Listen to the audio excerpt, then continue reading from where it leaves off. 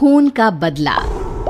अपनी जिंदगी भर की कमाई लगाकर सुमन और अखिल ने एक छोटा सा नया घर बनाया था, लेकिन उस घर में आने के बाद उसके साथ क्या हो सकता था, इस बात का अंदाजा उन दोनों को था ही नहीं। अभी इस घर में आए हुए उन्हें 2 दिन भी नहीं हुए थे। एक शाम जब अखिल घर में नहीं था तो किचन में खाना बनाते वक्त सुमन को ऐसा लगा जैसे किचन की दीवार के पीछे से किसी के बात करने की आवाज आ रही थी। कौन हो सकता है यहाँ पर? इतना धीरे धीरे कौन बात कर रहा है? सुमन दीवार से कान लगाकर बात सुनने की कोशिश करती है, लेकिन उसे कुछ सुनाई नहीं देता। तभी अचानक घर की लाइट चली जाती है और दरवाजे पर जोर जोर से दस्तक देने की आवाज आती है। सुमन दरवाजे की तरफ दौड़ कर जाती है, लेकिन दरवाजा खोलने से पहले कोई आवाज उसके कान में धीरे से सुनाई पड़ती है। सुमन, मैं यहाँ हूँ, तुम्हारे घर में। सुमन जोर से चीखती है और दरवाजा नहीं खोलती। दरवाजे की बजने की आवाज धीरे धीरे तेज होने लगती है। सुमन लड़खड़ाते कदमों से आगे बढ़ती है और झटके के साथ दरवाजा खोलकर अपनी आंखें बंद कर लेती है। तभी अचानक से अखिल की आवाज सुनकर उसे होश आता है। सुमन, क्या हुआ? तुम इतनी घबराई हुई क्यों हो? अखिल, वो लाइट चली गई और कोई है इस घर में। अखिल, मुझे बहुत डर लग रहा है। वो किचन की दीवार के पीछे से किसी की आवाज आ रही थी। कैसी बात कर रही हो? तुमने खुद सारे लाइट की स्विच ऑफ किए हुए हैं। देखो, लाइट तो आ रही है। सुमन, तुमने घर में अंधेरा क्यों किया हुआ है? और किसकी आवाजें आ रही थी? चलो चलो, मैं जाकर चेक करता हूं। नहीं अखिल, मैंने लाइट ऑफ नहीं की। और मैं क्यों लाइट ऑफ करूंगी? ये देखो, ध्यान से देखो, घर के सारे स्विच ऑफ हैं। तुम भी ना कमाल करती हो सुमन। तुम्हारी तबीयत तो ठीक है? ये देखकर सुमन और भी ज्यादा डर जाती है कि सच में लाइट की सारे स्विच बंद थे। सुमन समझ नहीं पा रही थी कि ये सब किसने किया होगा। ठीक उसी वक्त अखिल किचन की तरफ जाता है और सुमन को ऐसा लगा जैसे पीछे से किसी ने उसके कंधे पर हाथ रखा। उसने जैसे ही पलट कर देखा, एक साया उसके घर के दरवाजे से बाहर निकलता हुआ नजर आया। अखिल, अखिल यहाँ आओ, देखो कोई तो है। अभी अभी मैंने उसे बाहर जाते हुए देखा है। सुमन, मुझे लगता है कि तुम्हारी तबीयत ठीक नहीं है।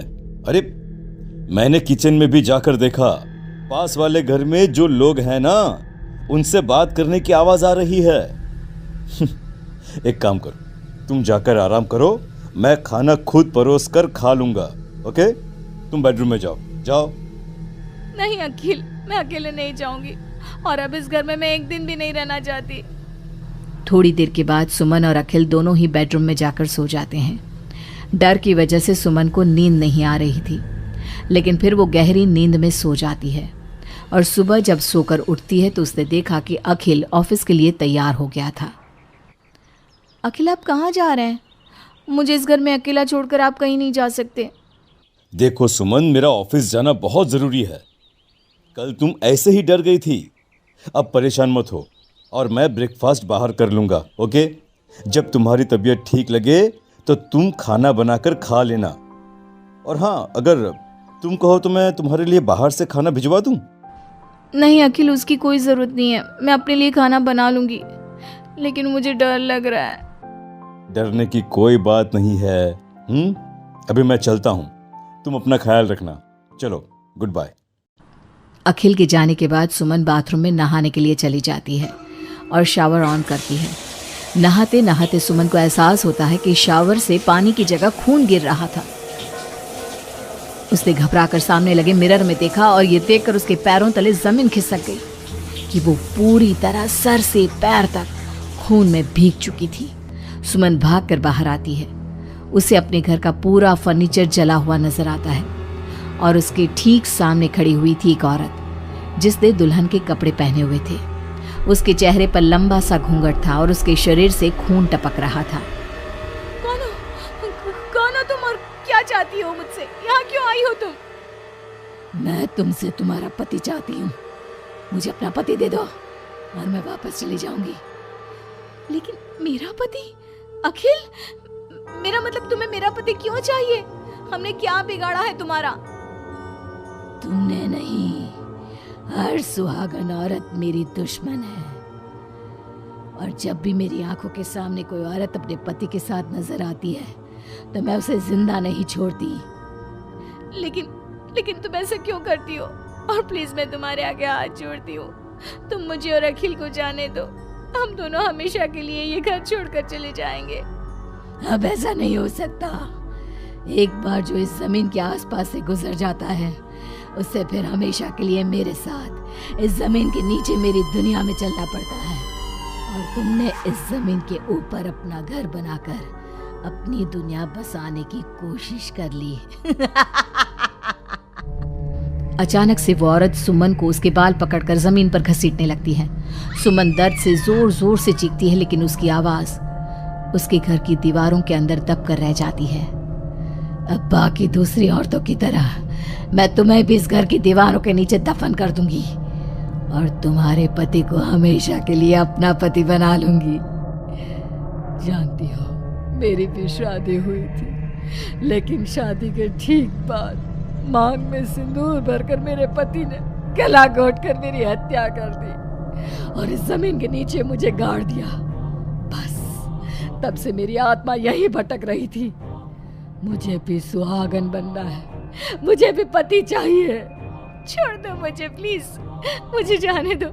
देखो तुम्हें पति चाहिए, तुम किसी और को अपना पति बना लो। मुझे और अखिल को जाने दो यहाँ से।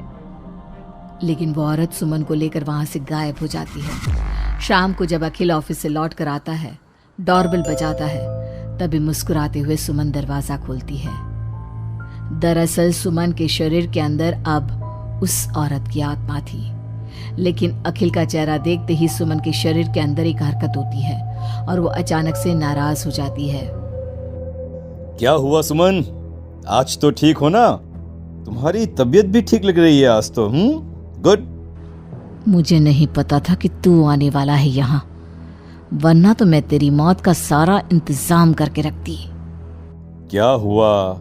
अब मेरी बात का जवाब नहीं दोगी क्या? नाराज हो मुझसे किसी बात पर? हाँ? ऐसी तो कोई बात नहीं है। जाओ, डाइनिंग टेबल पर तुम्हारा फेवरेट खाना लगा दिया है, जाकर खा लो। हाँ, खुशबू तो बहुत अच्छी आ रही है। वैसे भी सुबह से कुछ खाया नहीं है। थैंक यू यार, मैं जल्दी से जाकर खाना खाता हूँ। ओके? अखिल जैसे ही खाने की कटोरे का ढक्कन हटाता है तो वो हैरान रह जाता है कि वहां पर सुमन का कटा हुआ हाथ था। उसमें पहनी हुई चूड़ियों से वो सुमन के हाथ को पहचान जाता है। खाने की जगह सुमन के शरीर के छोटे छोटे टुकड़े काटकर उस आत्मा ने अखिल के सामने परोस दिए थे। अखिल घबराकर वहां से भागने लगता है। तभी सुमन के शरीर में मौजूद वो आत्मा अपने असली रूप में आकर अखिल के सामने खड़ी हो जाती है। कौन हो तुम और क्या किया तुमने मेरी पत्नी के साथ? इसका मतलब वो ठीक कहती थी कि इस घर में कुछ गलत है। कहाँ है मेरी सुमन? तुम्हारी सुमन के मैंने छोटे छोटे टुकड़े करके उसका खाना बना दिया और उसकी आत्मा को मैंने इस घर की जमीन के नीचे दफन कर दिया है। वो कैद हो गई है यहाँ हमेशा के लिए। तुम भी उसके पास जाना चाहते हो? मगर क्यों किया तुमने ऐसा? क्या दुश्मनी थी तुम्हारी और मेरी पत्नी? पहले तो मैंने तेरी पत्नी को सिर्फ इसलिए मारा क्योंकि मैं तुझे अपना पति बनाना चाहती थी। मेरी आत्मा जो पूरे एक जन्म से किसी से शादी करने के लिए तड़प रही है, उसकी हसरत पूरी करना चाहती थी मैं। और इसलिए मैंने तेरी पत्नी का रूप लेकर तेरे साथ रहने के बारे में सोचा। लेकिन जानता है, अब मैं तुझे जिंदा नहीं छोड़ूंगी। लेकिन क्यों? देखो तुमने सुमन के साथ जो भी किया, मुझे जाने दो यहाँ से प्लीज। अखिल भागने लगता है, लेकिन घर का दरवाजा अब लॉक हो चुका था। अब तो भाग कर नहीं जा सकता। मेरे हाथ तेरे खून से रंगने के लिए बेचैन हो रहे हैं। मेरा गला सूख रहा है, अब उसकी प्यास तेरे खून से ही बुझेगी। अरे लेकिन क्यों? तुम्हारी आखिर मुझसे दुश्मनी क्या है? आत्मा अखिल की बात का कोई जवाब नहीं देती और अपने लंबे नाखून उसके गले में गड़ाकर उसके शरीर को खा जाती है और उसके बाद जोर से हंसते हुए कहती है, तेरा शरीर भले ही अखिल का शरीर है, लेकिन तेरे अंदर मेरे पिछले जन्म के उसी पति की आत्मा थी जिसने शादी से एक रात पहले गला दबाकर मेरी हत्या की।